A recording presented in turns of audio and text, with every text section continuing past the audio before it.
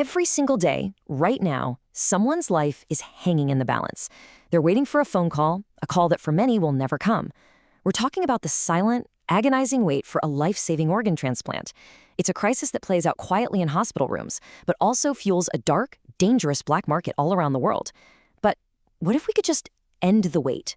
What if instead of waiting for a donor, we could just print a new heart or a new kidney completely on demand? Today, we are diving deep into the science, the incredible hope, and the really tough ethical questions behind a technology that could fundamentally change what it means to be human: 3D bioprinting. So let's just start with a number. In the United States alone, that's how many people are on the official organ transplant waiting list: over 100,000. And that doesn't even begin to scratch the surface of the global problem.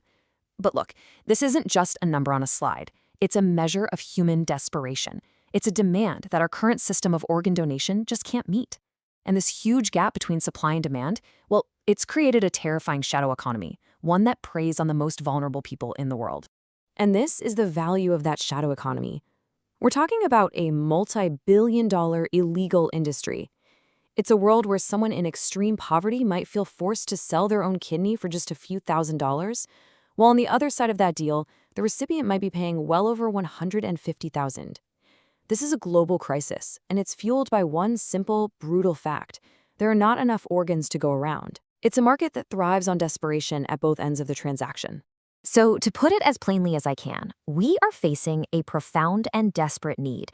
This scarcity hasn't just left countless people waiting and hoping. It has spawned a dangerous, exploitative black market.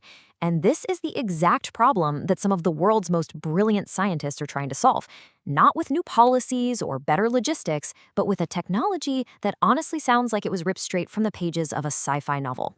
You know, what's really devastating about this is how it actually looks on the ground. This quote, it's from a report on a region in Nepal that's sometimes called Kidney Valley, and it paints an absolutely heartbreaking picture. Just try to imagine a community where selling a part of your own body becomes a common way to make ends meet. This isn't some crazy hypothetical, it's the reality for people in impoverished communities all over the world. This is the real human cost of the organ shortage, and it's the urgent problem that's driving this search for a radical new solution. So when you're faced with a crisis this big, where do you even begin? Well, for some researchers, the answer isn't to find more organs, but to make them. And this brings us to what feels like a giant leap into the future, a solution that could, at least in theory, end the waitlist for good, crush the black market, and completely revolutionize medicine as we know it. Let's take a look at how they're doing it. And listen, this is not happening in some far-off futuristic lab. It's happening right now, at places just like the Wake Forest Institute for Regenerative Medicine, or WFIR. These guys are a global leader in this field. In fact, their teams were the very first in the world to successfully engineer and implant lab-grown organs into actual human patients. They are working on engineering something like 40 different types of tissues and organs, all driven by this idea that we should be able to cure diseases, not just treat the symptoms. So how on earth do they do it? The core technology is called 3D bioprinting. Now, if you've ever seen a regular 3D printer that uses plastic, the concept is basically the same. But instead of plastic, a bioprinter uses something amazing called bioink. Think of it as this specialized gel that's loaded with a patient's own living cells, all mixed with other biomaterials that act like a scaffold to give it structure. The printer then carefully deposits this bioink layer by tiny layer, building a three-dimensional biological structure from the ground up. All right, let's break that down. First, it all starts with the patient. You take a really small sample of their own cells. Second, you mix those cells into that custom bioink. Third, using a precise digital blueprint of the patient's own body, the bioprinter gets to work. And here's the game changer. Because the new organ is built from the patient's own cells, the risk of the body rejecting it, which is a huge problem in traditional transplants, is basically gone. And finally, the newly printed part is placed into a bioreactor. You can think of this as a super advanced incubator that mimics the human body, feeding the cells nutrients and oxygen, and coaxing them to grow into a fully functional tissue. Okay, so that all sounds incredible, right? It almost sounds like the problem is solved, but we really need to pump the brakes here. Because the journey from a simple printed shape to a fully functioning, life-sustaining organ, well, it's one of the most ridiculously complex challenges in all of medical science. We have to shift from the amazing promise to the hard, messy reality of biology and engineering. And the hurdles are just immense. To really get where we are today, it helps to look at what we've already done versus what's still the holy grail. On one side, we have real, actual clinical successes. Scientists have successfully engineered and implanted simpler structures into patients, things like skin, cartilage, even bladders. And these are life-changing achievements, no question. But on the other side of that line, you have the really complex, solid organs that are hungry for blood: kidneys, hearts, livers, lungs. The biological leap from a simple hollow tube to a solid working kidney with billions of cells is just gigantic. So what makes that leap so incredibly hard? It comes down to one word: vascularization. It's the plumbing. A complex organ needs this incredibly dense, intricate network of blood vessels, arteries, veins, capillaries to get oxygen and nutrients to every single cell. Without it, the cells deep inside the structure would starve and die within hours. In fact, early on at Wake Forest, they described how lab-built kidneys for rodents would fail right after transplant because blood clots would immediately form in the new, imperfect vessels. Cracking the code on how to print a working, durable vascular system is the key to this entire field. But even with that huge hurdle, you have to understand this technology is absolutely not standing still. It is actively moving out of the lab and into human patients. I mean, look at this. Clinical trials are happening right now all over the world. In Poland, patients have received 3D printed skull bone implants. In South Korea, they're in phase 2 trials for regenerating parts of the respiratory tract. In the US and China, they're recruiting patients right now for nasal and breast reconstruction. This shows real, tangible progress. We are literally seeing the building blocks of this revolution being put into place one trial at a time. But even as the scientists are chipping away at these massive biological puzzles, a whole other set of challenges is bubbling to the surface. This vast, uncharted territory of ethical and legal questions.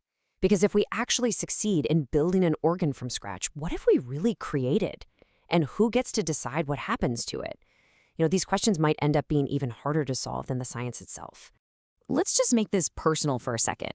Imagine scientists take a sample of your cells and use them to print a brand new, fully functional heart. Who owns that heart? Is it yours because it's biologically made from you? Or does the company that owns the printer and the patent own it? Can you sell it? Can you leave it to your kids in your will? All of a sudden, a medical procedure becomes a profound question of property law. And how we decide to classify these new organs will determine literally everything that follows. It's a fundamental legal showdown.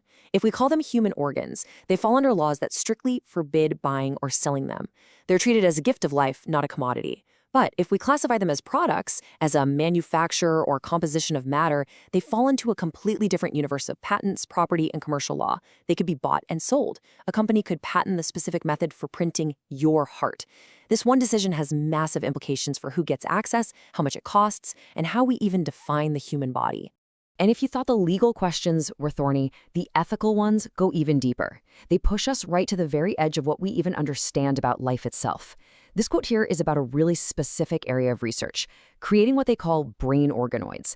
Now, these are not full brains, but they are tiny 3D tissues grown from stem cells that mimic parts of the human brain. And as these little things get more complex, scientists themselves are starting to ask some profound questions. When does a collection of cells start to have a moral status? At what point do we have to confront the possibility, however remote it seems, of consciousness or sentience in a petri dish? And that leads us to the ultimate question that sits at the very heart of this entire field. Are we simply manufacturing a sophisticated biological spare part, a product to fix a medical problem? Or are we crossing a line into creating something else entirely? It is the central tension between seeing this as an act of manufacturing versus an act of creation. And right now, there is no easy answer. And the questions just keep piling up. If this technology ends up being incredibly expensive, will it only be available for the wealthy, creating a scary new form of biological inequality? What happens if a printed organ fails years down the line? Who's liable? Is it the doctor, the company that printed it, the person who wrote the software for the printer? What about consent? Do you need to be told every single possible commercial use your cells might be put to? These are the really tough questions that we have to figure out before this tech goes mainstream. All of this brings us to our final section, the race to build a rulebook. Because while the science is sprinting ahead, our legal and regulatory systems are kind of struggling to just keep up. We are in a global race to create a framework that can manage this incredibly powerful new technology safely, ethically, and fairly for everyone. This right here is the core of the problem. Our current laws, they were written for a world of normal drugs and medical devices. They were not designed for personalized, living products that are created from a patient's own cells. As one source put it, the rapid advancement is outpacing the existing framework for regulation. There are just huge uncertainties about safety, about effectiveness, and about all the ethical issues we just talked about. And our old rulebooks simply do not have the answers. And this complexity, it's a real-world headache for researchers. Take a country like the UK, for example. A single one of these advanced therapies might need approvals from a whole web of different regulators. You've got the main health agency, but also the Human Tissue Authority if human cells are the source. And if there's any genetic modification involved, another agency might have to weigh in. Trying to navigate this confusing, overlapping regulatory maze is a major challenge for anyone trying to get these innovations to patients. And when you zoom out and look at the whole world, what you see is a pretty slow and fragmented approach. The European Union has actually been ahead of the curve, creating a unified framework way back in 2007. The UK has launched programs to try and speed up access, but these are often nation-by-nation efforts. What you're hearing now is this growing call for global harmonization, for one set of international standards to make sure safety and ethics are handled the same way, no matter where in the world this technology is being developed. And what is the whole point of this regulatory race? Well, it's this. It's to make sure that this revolutionary technology, with its incredible power to heal and extend life, actually benefits all of humanity. The goal is to prevent a future where the rich can print new organs on demand while everyone else is left behind. It's about finally creating a solution to the organ shortage that is both safe and accessible for every single person who needs it. So this is where we are. We're standing at the dawn of a new medical age. The science is moving faster than almost anyone could have imagined. And it's very likely that within our lifetimes, the idea of printing a replacement organ will go from science fiction to a standard medical procedure. There is no doubt the technology is coming. The only question left is, are we, our laws, our ethics, our society, going to be ready for it when it arrives?